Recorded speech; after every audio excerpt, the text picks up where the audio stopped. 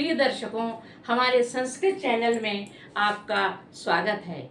मैं आपको कालिदास की कहानी बता चुकी थी। आदि आदि कहानी जो रह गई है उसको मैं पूर्ण कर रही हूँ। तो देखिए, हम लोग वहाँ पर थे कि कालिदास को जो विद्वान थे वो लेकर के चले गए थे। तो जब सभा लगी विद्वानों की, तो विद्योत्तमा ने क्वेश्चन पूछा।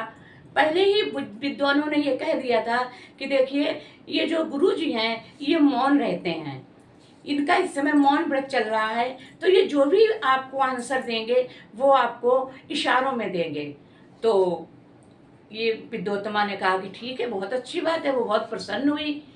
जब वो क्वेश्चन पूछने के लिए खड़ी हुई तो उसने एक हाथ उंगली उठा करके इशारा किया, तो कालिदास ने दोनों उंगली उठाई। कालिदास ने सोचा कि ये मुझसे कह रही है कि मैं एक आंख फोड़ दूंगी, ऐसा कहा जाता है। और तो कालिदास ने कहा मैं तुम्हारी दोनों आंखें फोड़ दूंगी। तो विद्वानों ने इसका तर्क दिया, विद्योत्तमा से कहा कि ये कह रहे हैं, आपने कहा कि ईश्वर एक है, तो कालिदास जी मतलब जो हमारे गुरु जी हैं वो कह रहे हैं नहीं, ईश्वर और जीव दो हैं, अकेला नहीं है। विद्योत्तमा प्रसन्न हुई, तो बहुत विद्वान है। उसके बाद में क्या हुआ, जब विद्योत्तमा ने उनको 5 उंगलियां दिखाई कि इंद्रियां 5 होती हैं, तो विद्योत्तमा ने जब ये उंगलियां दिखाई तो कालिदास ने सोचा कि ये मुझको मारने के लिए कर रही है। तो कालिदास ने इस तरह से मुट्ठी बांध करके उसको मारने का इशारा किया।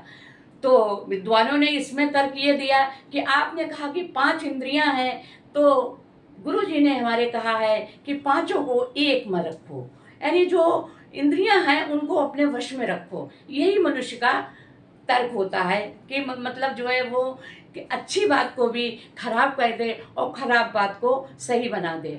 तो विद्योत्तमा बहुत खुश हुई। विद्योत्तमा का विवाह हो गया कालिदास के साथ। जब वो घर आई तब कालिदास एक बार बैठे थे तो वो उष्ट्र उष्ट्र करने लगे।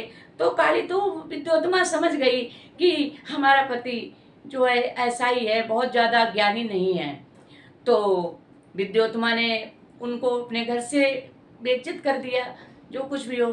तो वो चले गए घर से बाहर। जब उन्होंने देखा कि मेरा अपमान हो रहा है तो वो चले गए, और उन्होंने काली माता के मंदिर में जाकर के उनसे विनय की, अनुनय विनय की, हे माता, हमको इतना विद्वान बना दो कि हम विद्योत्तमा से भी ऊंचे हो जाएं, हमें इतना अधिक आप ज्ञान दीजिए। तो काली माता ने उनको ज्ञान दिया।